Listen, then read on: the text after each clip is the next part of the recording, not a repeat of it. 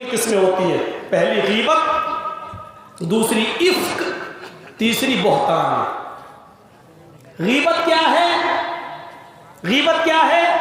ہم کسی کے اندر کوئی برائی دیکھیں، سنو، غیبت کیا ہے؟ ہم کسی کے اندر کوئی برائی دیکھ لیں اور اس برائی کو اس آدمی کی غیر موجودگی میں اس کے پیٹھ کے پیچھے دوسرے لوگوں سے بیان کریں، یہ ہے غیبت۔ برائی تو ہے، شراب پیتا کوئی، ہمیں معلوم ہے شراب پیتا ہے، ہم اس کے سامنے نہیں لیکن اس کے پیٹھ کے پیچھے غیر موجودگی میں کسی دوسرے کے سامنے اس کو بیان کریں، یہ کیا ہے؟ غیبت۔ غیبت کی دوسری قسم ہوتی ہے افک۔ افک، افک کس کو کہتے ہیں؟ ہم نے دیکھا نہیں ہے شراب پیتے ہوئے، ہم نے دیکھا نہیں ہے جوا کھیلتے ہوئے، ہم نے دیکھا نہیں کسی لڑکی کو کسی لڑکے کے ساتھ بات کرتے ہوئے، لیکن ہمیں کسی نے بتایا اور ہم نے اس کی بات کو آگے بڑھا دیا بغیر تحقیق کیے ہوئے، بغیر بات کو سوچے سمجھے۔ کسی نے ہم سے کہا کہ میں نے دیکھا اور ہم نے اس کی تحقیق نہیں کی اور اس کو آگے بڑھا دیا، دیکھو فلاں کی لڑکی ایسی۔ یہ ہے افک، یہ افک، بغیر تحقیق کے سنی ہوئی بات کو آگے بڑھا دینا۔ اور ایک ہے بہتان، ایک ہے بہتان، یہ تیسری قسم غیبت کی بہتان۔ بہتان کیا ہے؟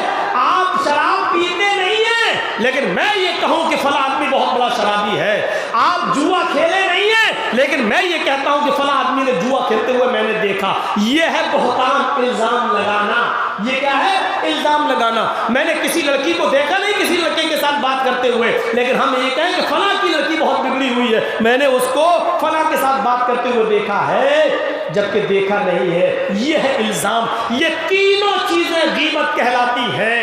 پہلی چیز کوئی برائی ہے لیکن ہم اس کے پیٹھ کے پیچھے کہہ رہے ہیں تو یہ بھی گناہ۔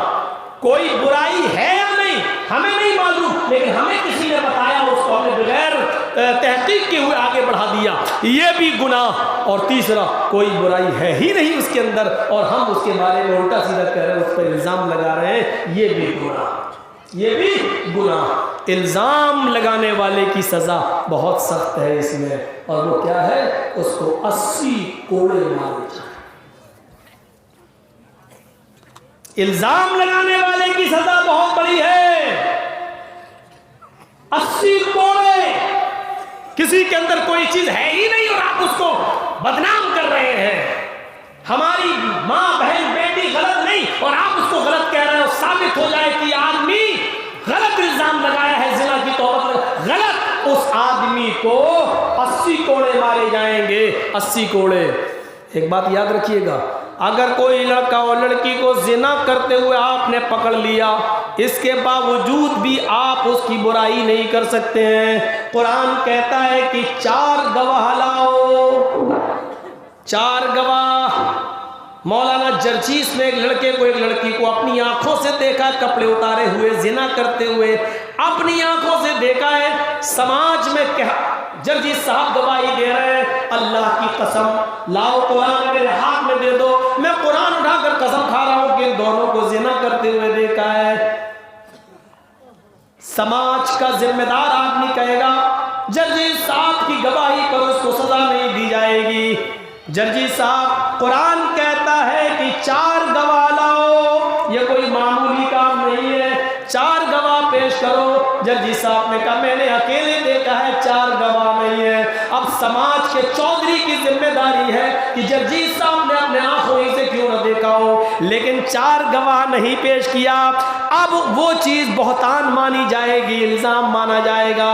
اب لڑکے اور لڑکی کو کوڑے نہیں مارے جائیں گے بلکہ جرجیس صاحب کو 80 کوڑے مارے جائیں گے، کیونکہ یہ 4 گواہ پیش نہیں کر سکے۔ معمولی بات نہیں ہے کسی لڑکے اور لڑکی کی عزت کو چھاننا، دیکھنے کے باوجود چپ رہو، اگر 4 نہیں ہے تو چپ رہو، اگر بول دیا اور 4 گواہ پیش نہیں کر سکے، چاہے تم سچے ہی کیوں نہ ہو، تمہیں 80 کوڑے مارے جائیں گے۔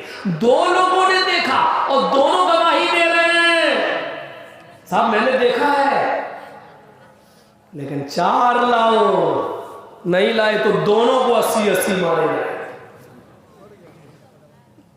چاہے وہ کتنے بڑے سچے ہو، قرآن اٹھا کر قسم کھائے پھر بھی نہیں مانی جائے گی۔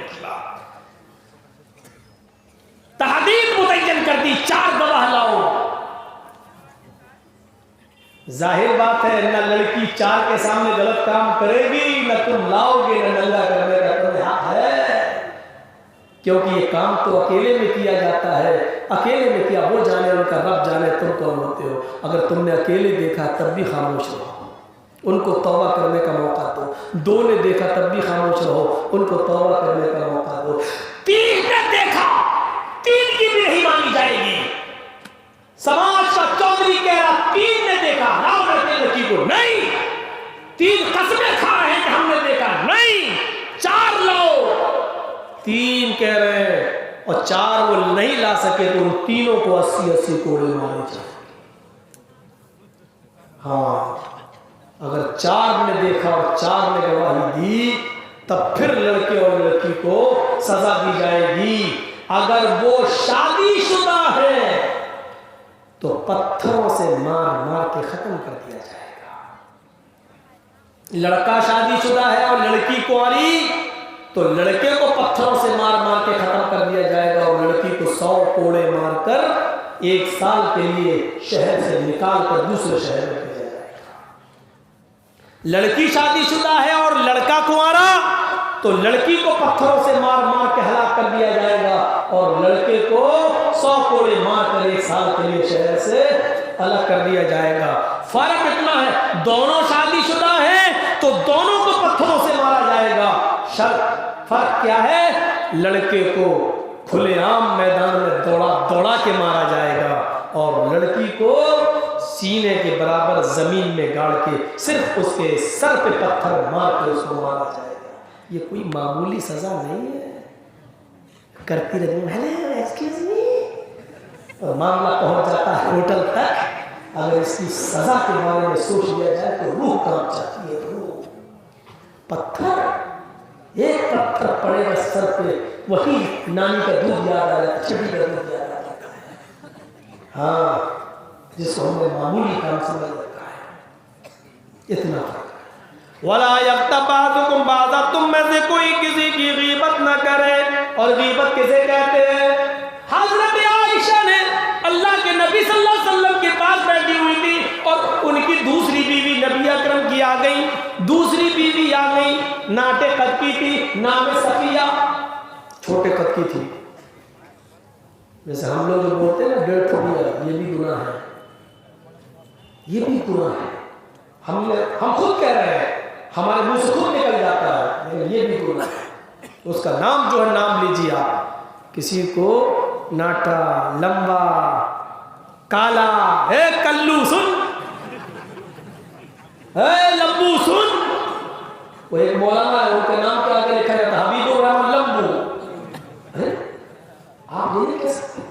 حضرت عائشہ نے اتنا کہا تھا، اللہ کے نبی کی دوسری بیوی آئی، ناٹے قد کی تھی، اللہ کے آپ نے کہا نٹنی آ رہی ہے، چھٹکی آ رہی ہے، چھٹکی نٹنی ناٹے قد کی۔ اللہ کے نبی نے کہا عائشہ تم یہ نہیں کہہ سکتی تھی صفیہ آ رہی ہے؟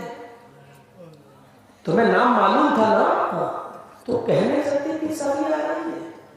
اللہ کے رسول ناٹی ہے تو نٹنی کہہ دی۔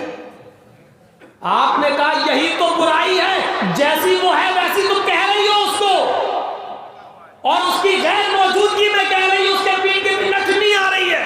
عائشہ تمہیں معلوم ہے تم نے کون سا جملہ کہا ہے؟ تمہارے منہ سے نٹنی کا جملہ نکلا ہے، یہ اتنا کڑوا ہے، اتنا کڑوا ہے، اتنا زہریلا ہے۔ عائشہ تمہارے منہ سے نکلے ہوئے اس نٹنی کے جملے کو اگر سمندر میں ڈالا جائے تو اللہ کی قسم جس کے قبضے میں میری جان ہے پورے سمندر کا پانی کڑوا ہو جائے۔ اتنا سا جملہ اور پورے سمندر کے پانی کو کڑوا کر رہا ہو، وہ بھی عائشہ کے زبان سے نکلا۔ ہم لوگ اپنی زندگیوں پہ غور کریں کہ کتنے لوگوں کی برائی اس کے پیٹ کے پیچھے کرتے ہیں، کتنے لوگوں کی قیمت اس کے پیٹ کے پیچھے کرتے ہیں۔ ابو بکر صدیق اور عمر فاروق ایک جگہ بیٹھے ہوئے ہیں، بھوک لگی ہوئی ہے۔ حضرت عمر نے کہا ہے ابو بکر یہ آپ کا غلام سویا ہوا ہے، اس کو اٹھائیے اور اللہ کے رسول کے پاس بھیج دیجئے، شاید اللہ کے رسول کے گھر میں کچھ سالن کچھ ترکاری کچھ گوشت مل جائے لے آئے، ہم لوگ کچھ کھا لیں کھانا۔ وہ سو رہا تھا ابو بکر کا غلام، حضرت ابو بکر کہتے ہیں اس کو بھیجو، ہاں آپ کا غلام ہے نا، ہاں ارے یہ بڑا کام چور ہے، سست ہے بہت، اس کو بھیجوں گا یہ نہیں، کتنا سا جملہ کہا تھا، ارے بڑا کام چور ہے، اس کو بھیجوں گا تو ہو سکتا صبح تک نہ آئے، بڑا کام چور سست ہے، نہیں میں کسی دوسرے کو بھیجتا ہوں۔ حضرت ابو بکر صدیق نے کسی دوسرے کو بھیجا کہ جاؤ اللہ کے نبی سے کہنا کہ ابو بکر عمر بھوکے، اگر آپ کے پاس کچھ سالن ہو گوشت ہو تو وہ دے دیجئے۔ اتنے میں وحی آ گئی، اللہ کے نبی کے پاس جبرائیل علیہ السلام آ گئے۔ یہ ابو بکر نے جس کو بھیجا یہ گیا اللہ کے نبی کے پاس، کہ اللہ کے نبی ابو بکر صدیق نے اور عمر فاروق دونوں بھوکے ہیں اور کچھ سالن منگایا، اگر آپ کے پاس ہو تو دے دو۔ حضرت محمد رسول اللہ نے کہا ابو بکر کو اور عمر کو سالن کی کیا ضرورت ہے، وہ تو سالن کھا چکے ہیں، جاؤ ان سے کہہ دینا کہ تم نے تو سالن کھا لیا، تمہیں سالن کی کیا ضرورت ہے۔